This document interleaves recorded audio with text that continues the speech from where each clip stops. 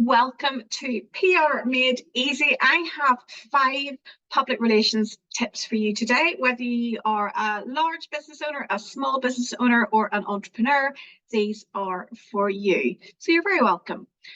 My goals for today, I am going to demystify what PR is and give you those 5 top tips. And I'm going to let you know how to get in touch with me in case you have any follow-up questions. But first of all, who am I? Well, I'm Sarah McCracken, and I am delighted that you have found me on this channel so I can share my PR knowledge with you. I am on a mission to make PR easy for everyone. I have founded the PR Club to deliver online and in-person training, and I've got some free downloads and tools for you as well. I've used PR to build a reputation of people, of businesses over the last 25 years in a whole different range of sectors, from health, agri-rural businesses, politics, within the environmental sector, you name it. I have probably done it when it comes to PR. So what is PR anyway? Well, it's public relations, and surely everybody knows it's about firing out a press release and getting some media coverage. Well, yes, it is, but it is so much more than that. That is just one element of PR. In terms of what marketing is a business activity that a business undertakes to promote the buying or selling of a product or service. It's very focused on driving sales, as it should be. And its close cousin is advertising. That's paying to tell your customers about your product or service. It's quite a mass market approach. But what's PR then? Well, PR is about cultivating relationships organically. PR is about your reputation.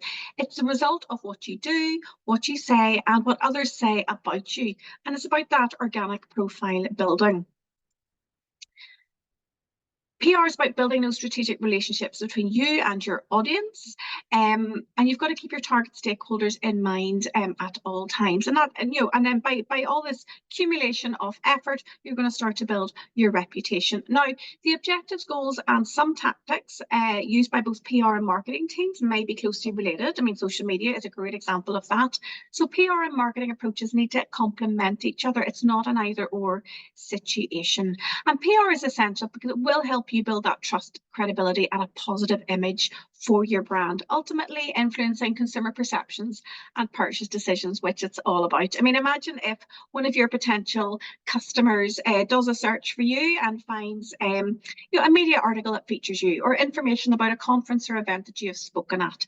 Those all little credibility markers, those public facing opportunities, are all going to add up in the mind of your potential customer, hopefully leading to some sales. And again, what we want is people talking about you in a positive way when you're not in the room. So why is it so urgent to be focusing on your PR right now? Well, it all comes down to your reputation. And if you don't have a good reputation, your business is going to suffer. If you don't have a good profile, your business is also going to suffer. And since PR is about your reputation, listening to stakeholders and building relationships, I would argue that you really need to invest in your PR right now.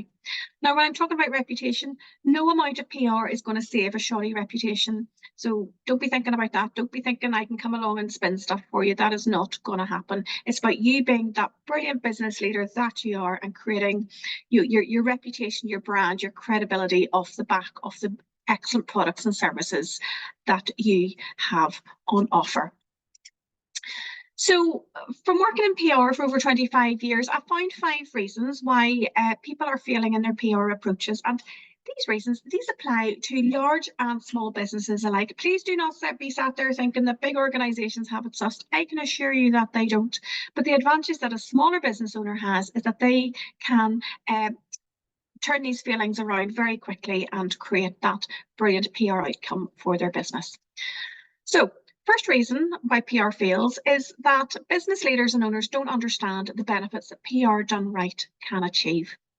As I've already said, PR is not marketing or advertising. It's a very particular approach about reputation and relationships that, done well, can result in huge benefits for your business. The second reason is that organizations don't plan their PR. To fail to plan is to plan to fail, and PR is no different. If you come away with one thing today, it's that you need a PR plan, and that's something that I can help you with. And because there is no plan, everybody jumps straight to, oh, we need to write a press release. We need to do some social media, usually badly if you don't know how to do it properly. But this is a real scattergun approach, and it's such a waste of your time and effort, and that's ultimately money. Your PR will also fail if you don't know who it is that you want to talk to. Now, you could be wanting to speak to an internal audience as well as an external one. That's okay. Maybe it's a customer, could be an investor, but once you identify who it is you want to talk to, that will start then to save you time and effort in terms of how you contact them. And reason number 5, the final reason why you'll fail in your PR approach, is that you don't know what it is you want to say. This is called your messaging. So your audience could be your customers, your staff, whoever it happens to be. They'll start to get really confused on what you're trying to say. And again, your efforts will become more of that noise that we're bombarded with every single day. Again, a waste of time and effort, and ultimately money, if you don't spend some time focusing on your key messages. And I do have some tools and training available on that to help you out. Now, how are we going to turn it around? Well, these are my 5 best top tips, which if implemented will really help build your profile, reputation and credibility.